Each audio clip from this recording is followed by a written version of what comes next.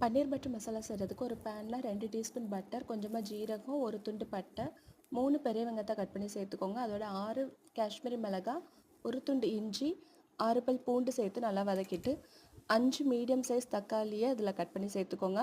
வெங்காயத்தோட தக்காளி கூட இருக்கணும். 5 முந்திரி பருப்பை உடச்சி இதோட சேர்த்துக்கோங்க. கொஞ்சமாக உப்பு சேர்த்துக்கோங்க தேவையான அளவுக்கு. மஞ்சள் தூள் 1/4 டீஸ்பூன், அரை டீஸ்பூன் கரம் மசாலா சேர்த்து நல்லா வதக்கிட்டு 1/4 டம்ளர் தண்ணி ஊற்றி நல்லா மூடி போட்டு வேக விட்டுக்கோங்க. இது நல்லா மசிஞ்சு வெந்ததுக்கப்புறமா ஆற வச்சு ஒரு மிக்ஸி ஜாரில் மாற்றி நல்லா அரைச்சி எடுத்து வச்சுக்கோங்க. திரும்ப அதே பேனில் 1 டேபிள் ஸ்பூன் பட்டர் சேர்த்து அரைச்ச மசாலாவை சேர்த்துக்கோங்க. இதில் கொஞ்சமாக தண்ணி சேர்த்துக்கோங்க.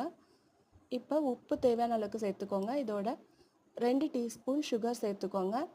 ஃப்ரெஷ் க்ரீம் அப்படி இல்லைன்னா பால் ஆடையை இதில் கரைச்சி சேர்த்துக்கோங்க.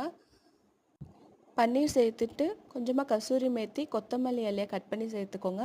கடைசியாக 1 டீஸ்பூன் பட்டர் சேர்த்துட்டு 2 மினிட்ஸ் கழிச்சு ஆஃப் பண்ணி எடுத்திங்கன்னா ரெஸ்டாரண்ட் ஸ்டைல் பன்னீர் பட்டர் மசாலா ரெடி.